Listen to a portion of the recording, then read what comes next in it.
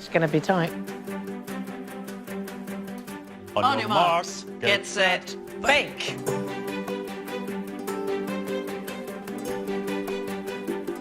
That was amazing.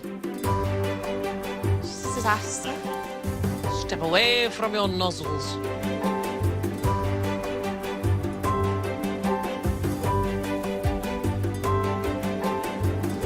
We're talking about some of the biggest shows on British TV, and we're going to begin with one of the biggest, the Great British Bake Off. I'm very glad to say I'm joined by the co-founder of the company that makes it, Love Productions, Mr. Richard McKerrow. Richard, thanks for joining us. Hi John, pleasure. I'm trying to sum up the life of Bake Off well, is it possible to sum it up? But I mean, it was the biggest show on British TV, it then became the most talked about show on British TV, and now with the final, I think it's the second most watched programme in Channel 4's history. How do you look back on such a momentous year for you and the show? Well, firstly, I guess with relief, obviously after everything that happened in terms of moving the show from the BBC to Channel 4, and then with immense amount of pride in the team who produce it, in the bakers who appear in it, in all the challenges that they undertake, the new hosts and the judges and Paul. So just really, and delighted that everyone seems to be really happy with the series and the way it's remained the same. And that's really exciting for us. Please place your clangers at the end of your stations. Kate, pick yours up off the floor. Oh my God. What was it, this one? And then this. Yeah. Solid. Trying to patch up a crack. Patching out your crack. Got a big crack. Ow. It's going to leak everywhere. Leakage. Leaky crack's really not a good thing. I was looking at what some of the critics say about the show, and a lot of people say it's a bit like a comfort blanket. And someone else said it reflects back to us the nation we want to be: generous, supportive, diverse. I think as a experience and a television experience, there are few television shows which allow for anyone from 16 to 110 to be on it, you know. Yeah. And that's rather, and it's all encompassing and all inclusive in the sense that it has no, you know, it transcends race, it transcends sexuality, it transcends age, and in that sense that's a very beautiful thing. And I suppose that's one of the things that I'm kind of most proud of, is that it has this multicultural, multi-generational heart to it. Are you on 240? Yeah. Go. Real. Okay, thank you.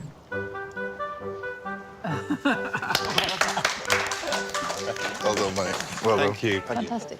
So take us back now to when you were making it for Channel 4. Mel and Sue and Mary Berry have been at the part of the show since the beginning. Give us a little insight into how you managed to find their replacements. What was the process there? Gosh, well, obviously the first thing to do was to find the other judge. We had several choices, we tried them out together, but Paul really liked Prue and really felt that Prue was the one, and we also could see that she had the experience, the gravitas, and that the fact that they had that, you know, that they worked together. Because what you're trying to create is a world where the cameras don't exist, where people forget the cameras are there. You know, and that's only going to happen if you have two judges who feel comfortable together, who feel like they're better with each other. We were looking for all sorts of talent, really, but what the key thing for us was warmth, someone who would really care about the show, some people who would really care about the show, wit, funny, intelligent, and I suppose the name of Sandi Toksvig got mentioned.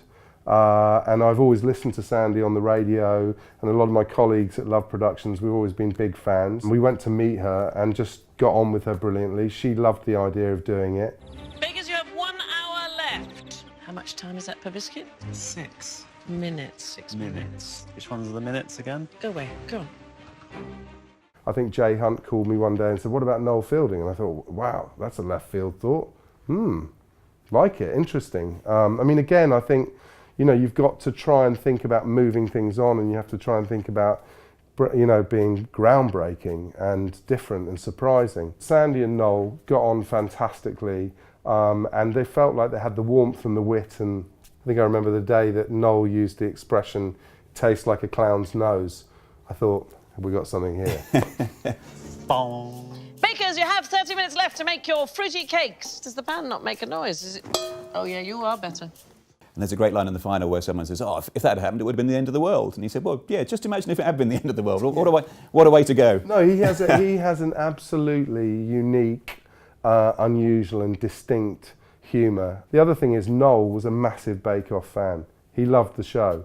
you know, which is quite a surprise. You might not look at Noel Fielding and think he's your average Bake Off fan, but I think in that there's something about what Bake Off is, because Bake Off looks like this incredibly sort of conservative, safe show, and it is that, but actually I think what I'm most proud of is it's deeply inclusive. The most surprising people like the show, and the most and people like the most surprising people in the show. I think one of the important aspects of the show's success has been the fact that it's a once-a-week phenomenon, and people talk about it the next day in the office. Oh, did you see Bake Off?